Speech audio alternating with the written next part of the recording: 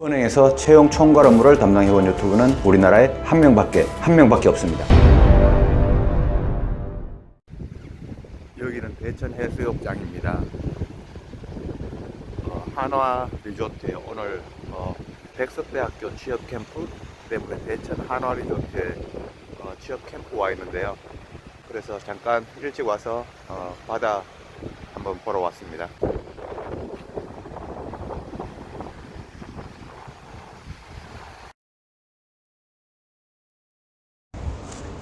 안녕하십니까, 미스터뱅입니다. 여러분들 제 목소리가 잘 들리시나요? 제가 좀 마이크를 가깝게 대겠습니다. 안녕하십니까, 미스터뱅입니다. 여기가 어딘가면 여기는 대천 해수욕장입니다. 지금 여러분들 뒤에 바다도 보이고 바다 소리도 아마 마이크랑 같이 들리지 않을까 싶은데요. 백석대학교 취업 캠프를 여기 대천에서 해서 제가 취업 캠프 차 왔다가 저는 오늘 오후에 강의 일정이 있는데 오전에 여러분들하고 지금 바다를 배경으로 제가 한번 평상시에 로망이었던 바다를 배경으로 우리 유튜브를 한번 찍어보고 있습니다. 잘 나오면 제가 올릴 텐데 혹시 못 나오면 여러분들 혹시 또 잡음이 많이 들리거나 바람 소리 들리면 여러분들 좀 이해를 부탁드리겠습니다. 대신 우리가 평상시에 이렇게 바다를 한번 가보고 싶은 그런 생각들 많이 가지고 있지 않습니까? 자, 여러분들도 빨리 취업해서 취업 기념으로 바다도 가보고 또 해외여행도 가보시고요.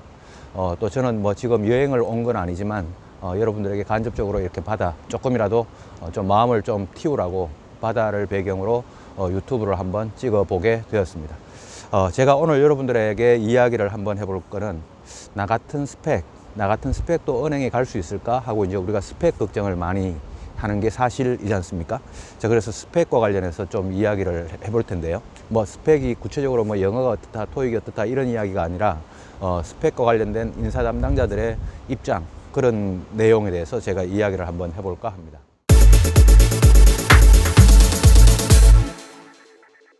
지금 최근에는 이 블라인드 채용이라 그래서 블라인드 채용, 스펙을 보지 않는 채용이죠. 이름은 들어가지만 그 이름 이외에 학교, 생년 뭐 이런 내용이 들어가지 않지 않습니까? 이렇게 스펙 채용이 아닌 블라인드 채용이 공기업을 위주로 많이 나타나고 있습니다. 나타나고 있는 거는 좋은 현상일 수도 있고 어떤 분들은 또 이게 안 좋다고 이야기하는 분들도 있죠. 자, 그거는 뭐 옳다 안 좋다 이거를 지금 이야기하는 건 아니니까요. 소위 뭐 우리 스펙이 좀 부족한 분들은 이 블라인드 채용을 좀 노려보는 것도 방법이 아니겠습니까? 은행권에서 그래도 블라인드 채용을 많이 하는 곳이 우리 기업은행으로 우리가 알고 있지 않습니까? 맞습니다, 그죠? 그 기업은행이 첫 번째고 블라인드 채용을 많이 하고, 그러니까 스펙을 많이 안 보고 채용하는 은행 중에 한 곳이죠. 그 다음 두 번째가 블라인드 채용을 많이 하는 곳이 농협은행하고 국민은행입니다. 자, 이런 은행을 한번 노려보는 거 나쁘지 않고요. 지금 현재 그럼에도 불구하고 기업은행은 자격증이나 이런 내용은 또 적지 않습니까? 그런 측면에서 봤을 때, 또는 기업은행 같은 경우에 뭐 학교에서 전공, 뭐 이런 직무 능력이라든가 이런 내용은 또 기술을 한단 말이죠. 그런 측면에서 봤을 때 완벽한 블라인드 채용, 그러니까 완전히 그 깜깜이 채용, 완벽한 블라인드 채용을 하는 기업은 우리나라에서는 사실상 없다고 봐도 무방할 것 같습니다. 자, 그런데 우리가 소위 스펙을 가지고 이제 걱정을 하다 보니까 나 같은 스펙으로도 은행에 갈 수 있냐라고 하는 이런 그 이야기를 먼저 많이 하고, 그다음 넘사벽 뭐 이런 표현들을 많이 쓴단 말이죠. 그래서 제가 지금까지 봐왔던 은행에 입행하신 분들 중에, 봐왔던 최종 합격자들 중에 스펙이 좀 낮았던 경우, 스펙이 좀 안 좋았던 경우를 여러분들에게 오늘 이야기를 좀 해드려볼까 합니다. 지금은 이제 블라인드 채용을 좀 하고 있지만 불과 몇 년 전까지만 하더라도 블라인드 채용이 없었습니다, 우리나라에. 2017년도 문재인 대통령 국무회의, 거기서부터 이제 블라인드 채용이 도입되기 시작했죠. 그것도 공기업 위주로요. 근데 제가 그 전에 스펙 채용을 할 때입니다. 스펙 채용을 할 때인데 남학생인데요. 전문대를 졸업을 하고요. 전문대를 졸업하고 서울에 있는 하위권 대학으로 학사 편입을 했습니다. 전문대를 졸업하고요.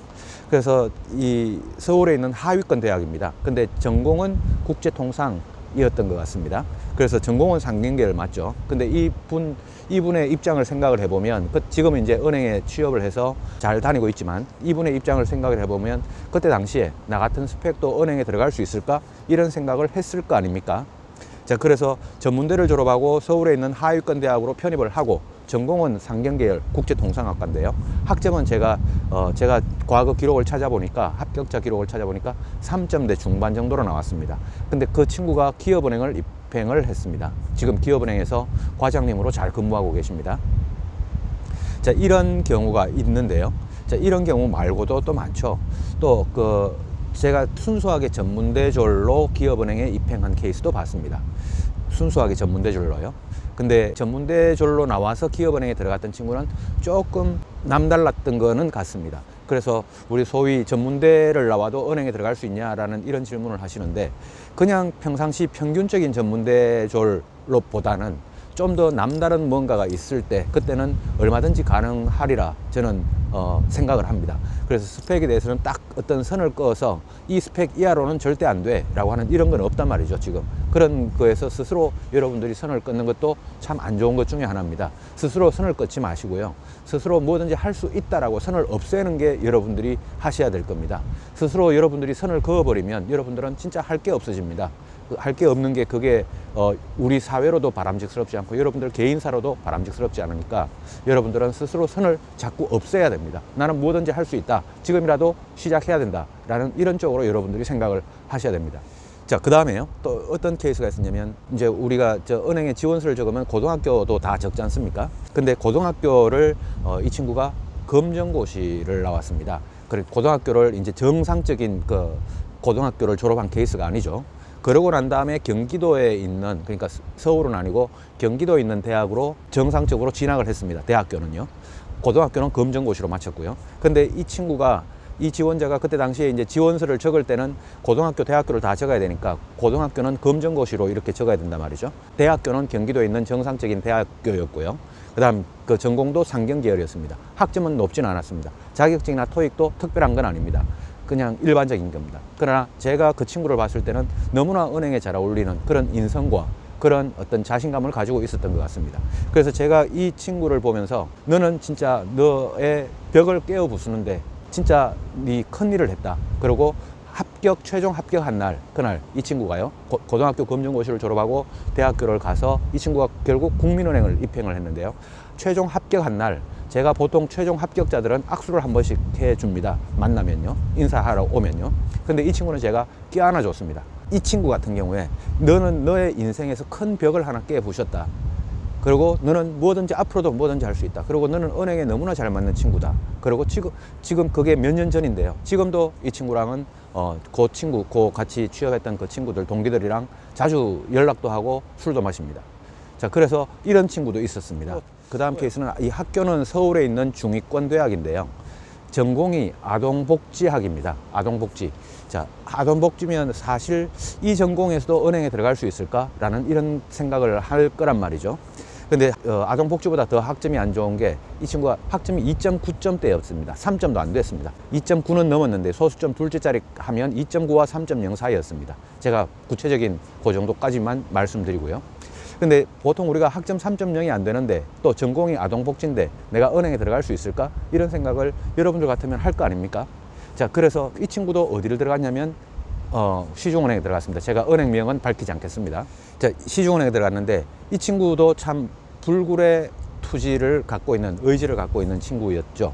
자, 은행에 이 친구는 3시즌인가 그렇게 취업 준비를 하다가 결국 은행에 골인을 했습니다.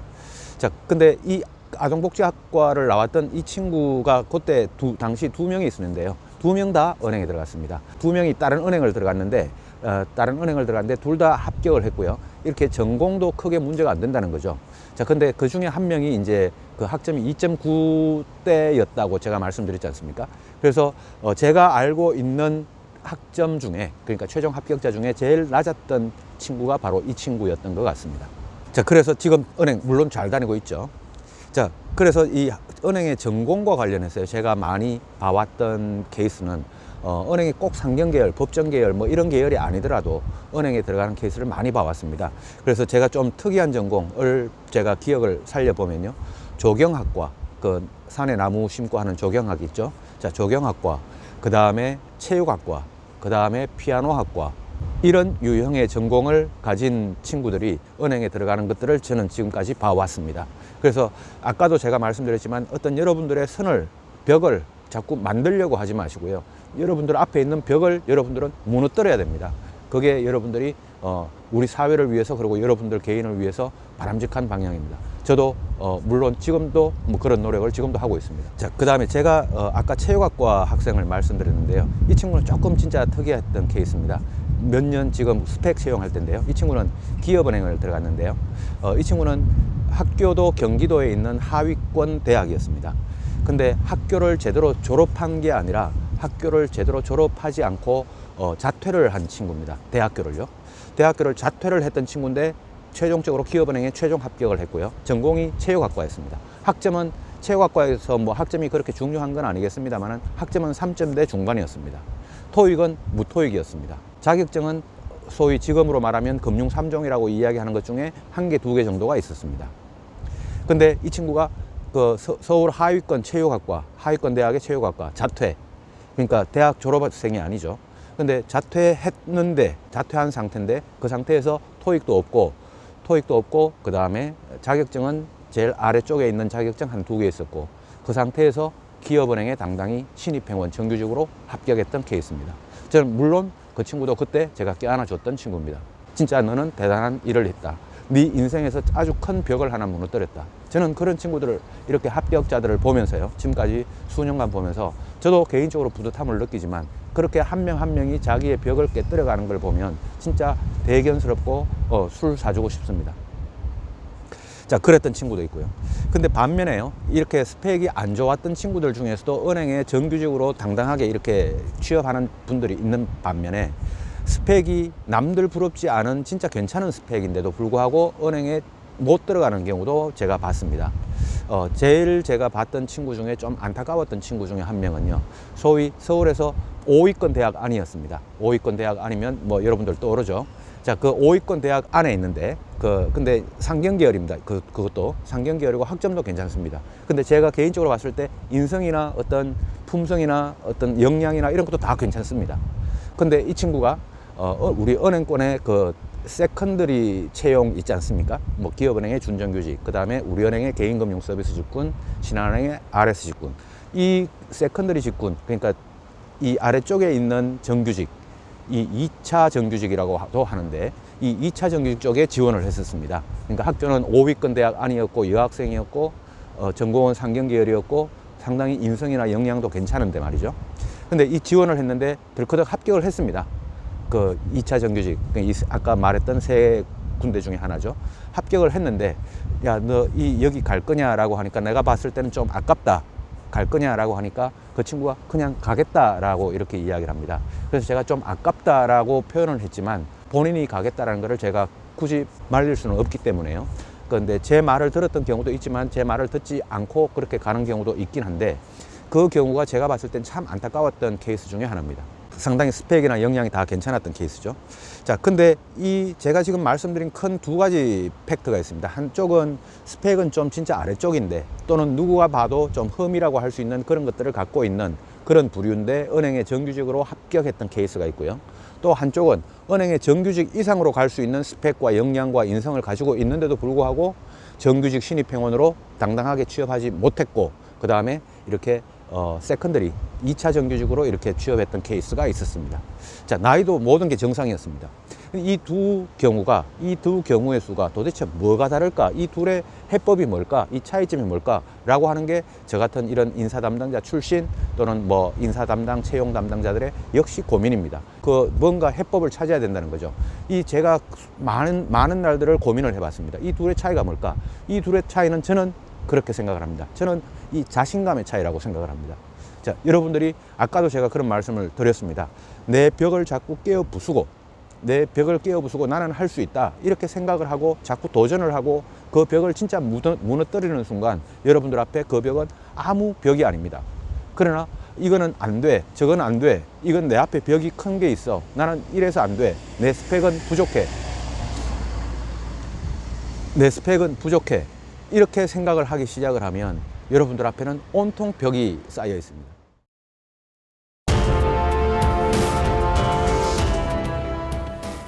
자, 오늘 여러분들 저 넓은 바다를 한번 보면서요. 넓은 바다를 보면서 혹시 여러분들 지금 마음속에 여러분들의 벽이 있거든요. 벽을 깨어부수고 저 넓은 바다처럼 좀 넓은 마음을 가지고 우리 은행에 도전을 해보면 어떨까 싶어서 오늘 이 주제를 가지고 여러분들과 대화를 나눠봤습니다. 자, 다음에 또 다른 주제로 만나도록 하겠습니다.